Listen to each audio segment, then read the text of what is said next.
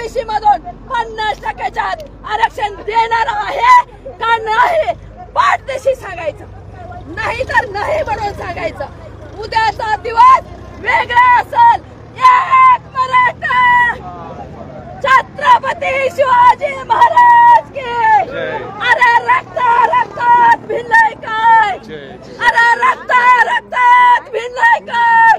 जरांगे पाटील तो मागे बढ़ो। एक मराठा लाख मराठा या ठिकाणी घोषणा देखील या ठिकाणी महिला करतात। आपल्यासोबत या ठिकाणी काही रणरागिण यांनी रस्ता रोको केला आहे। धुळे सोलापूर हायवे जो आपण संभाजीनगरकडे जात आहोत त्या रस्त्याला वडीगोद्री येते काही माता माऊल्यांनी या ठिकाणी रस्ता रोको केलाय। का तर जरांगे पाटील 4-5 दिवस झालं या ठिकाणी आपलं अन्न त्याग पाणी त्याग करून या ठिकाणी उपोषण करत आहेत। कसल्याही प्रकारच्या सरकारची या आंदोलनाकडे गांभीर्याने पाहिलं जात नाही, म्हणून या ठिकाणी जरांगे पाटलांच्या समर्थनात या ठिकाणी हायवे जाम करून टाकला। माझा एक प्रश्न आहे, 3च महिलांनी मिळून तुम्ही पूर्ण हायवे जाम केला, नेमकं काय घडलं, काय कारण होतं? आज मनोज भाऊंला 5 दिवस झाले प्रशासन कसलंच लक्ष देत नाहीये। एक साधा निरोप नाहीये, कुणी इथं येत नाहीये, एक पत्र नाहीये, न्याय नाहीये।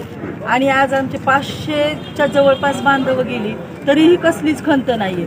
3 महिला म्हणजे 3च नाहीयेत, 3 लाख 3 कोटी महिला तिथं जर आल्या ना धडकल्या ना काय करू शकतात ते फक्त टेलर था, बाकी काही तुमचं बघा पुन्हा। म्हणजे कुठेतरी असं म्हणायचं का ही एक ठिणगी पेटली जी उद्या तुम्ही म्हणलं होतं बोलता बोलता की बाकी आहे, कारण ही तर सुरुवात आहे। उद्या जर पाटलांच्या मागण्या आज फडणवीसनं आमच्या जरांगे पाटलाच्या प्रश्नाचं उत्तर दिलं तरच ठीक आहे।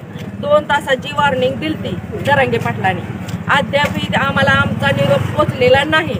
आम्हाला आजच्या आज निरोप हवाय। आम्ही आता इथून पुढे वाट बघणार नाही। आंदोलनाची दिशा वेगळी असेल उद्यापासून।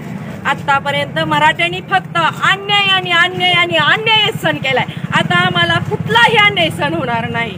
आम्ही आमच्या हक्काचं आरक्षण मागतोय 50%च्या आत ओबीसीतून। आम्ही काही फडणवीस साहेब तुमची इष्टच नाही मागत। आमच्या लेकरा बाळांना आरक्षणाशिवाय वंचित राहून आमची लेकरं बाळ आत्महत्या करायला लागलेत। आज 5 दिवस झालं जरांगे पाटील इथं बिना अन्न पाण्याचे किंवा माझा मराठी बांधव बिगर अन्न पाण्याचा प्रत्येक जणाचं शुगर बीपी लो व्हायला लागलाय। मग फडणवीस साहेब तुम्ही काय आमच्या मरणाची वाट बघताय का?